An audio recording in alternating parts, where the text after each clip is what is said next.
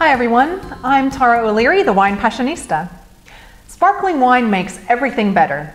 Just the sound of the popping cork elicits celebration. And from champagne to cava and cremant to prosecco, there are so many different types of sparkling wines, all of them with something special and unique to offer. But with so many choices from so many regions, how do you know which one to go for when you're standing in front of the wall of wine? Today we're going to look at some of the different types of sparkling wines, so that next time you're in the mood for bubbly, you'll know exactly which bottle to go for. Champagne is definitely the best known of the sparkling wines. It gets its name from the small, specific region in France where the grapes are grown and the wines are made, the region of Champagne. And only the wines that are grown in this specific area can actually put the name Champagne on the label. The fact that Champagne is so small, meaning there are only so many grapes that can be grown there, and only so many wines that can be made from those grapes, is one of the reasons that Champagne is pricey, because there's only so much of it. On a regular bottle of wine, the vintage will be listed, which means it's the year in which the grapes were picked.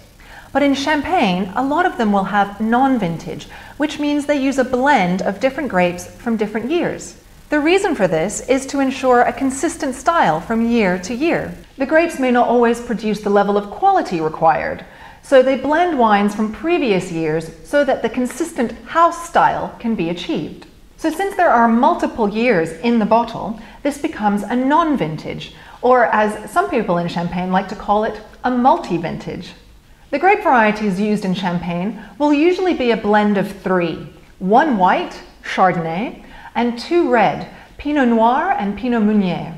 There are some made with 100% Chardonnay, which will be labeled with the words Blanc de Blanc, meaning a white wine from white grapes, while others are made with 100% Pinot Noir, which will be labeled Blanc de Noir, or a white wine made from black grapes.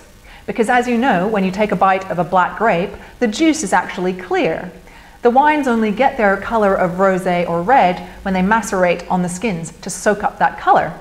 Even though Champagne may be the pinnacle of sparkling wine, there are lots of others from around the world that make excellent quality sparkling wines and are often a lot more affordable than Champagne. So let's have a look at some of them, and we'll start with Prosecco.